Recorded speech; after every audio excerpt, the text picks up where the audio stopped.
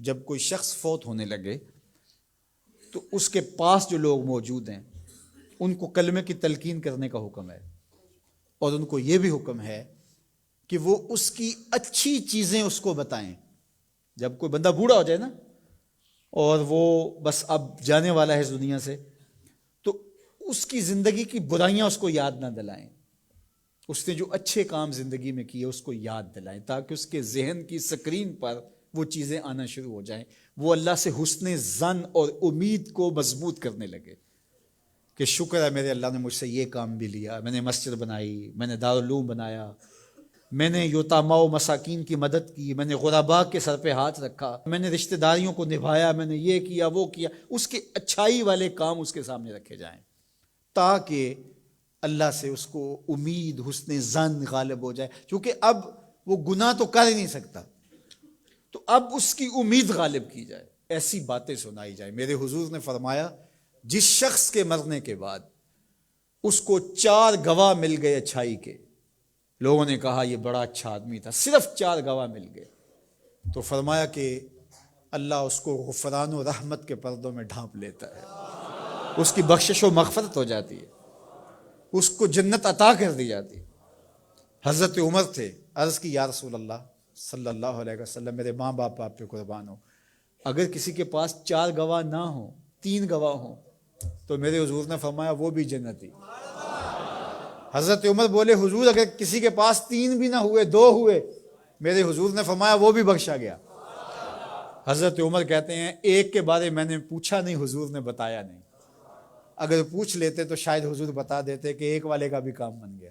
تو یار جس کو صرف 2 گواہ مل گئے مرنے کے بعد، لوگوں نے کہا بندہ بڑا نیک تھا، نمازی تھا، ظلم نہیں کرتا تھا، زیادتی نہیں کرتا تھا، صرف 2 گواہ مل گئے، اس کی بخشش۔ لیکن وہاں کچہریوں والے گواہ نہیں چلیں گے، گواہ سچے ہوں گے، اللہ کے ہاں جھوٹے گواہ وہ چاہے 2 ہی مل گئے، 50 سال 60 سال 70 سال کی زندگی میں 2 گواہ اچھے مل گئے اس کی اچھائی کے، وہ جنتی ہے۔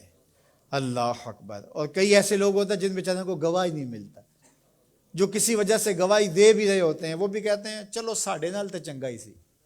اس کا مطلب ہے کہ سب کے ساتھ اس کا رویہ اچھا نہیں تھا، ساڑھے نال تو ویسے کدی نہیں سی کی تھی۔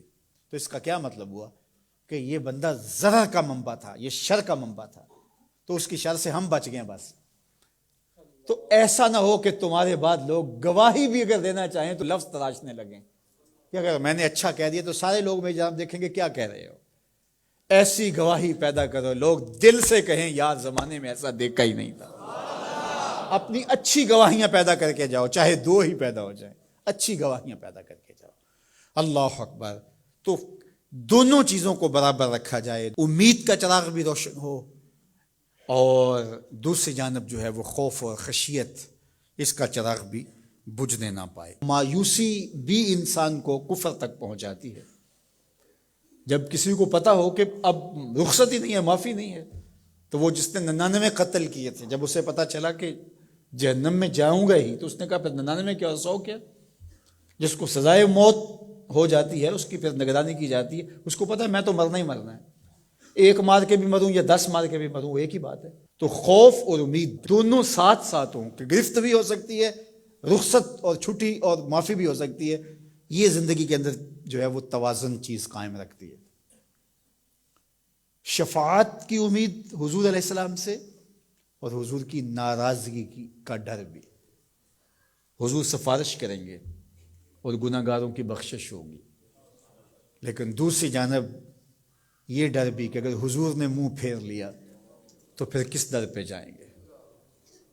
حضور نے ارشاد فرمایا جس نے میری سنت سے منہ موڑا میں اس کی شفاعت نہیں کروں گا، تو پھر کوئی سہارا کوئی آسرا رہے گا باقی؟ تو امید کا چراغ بھی روشن رہے، خوف بھی رہے، شفاعت کی امید بھی رہے، لیکن حضور کی ناراضگی کا ڈر بھی رہے۔ تو زندگی بھر جوانی میں بالخصوص خشیت غالب ہو اور آخری لمحات کے اندر امید غالب ہو۔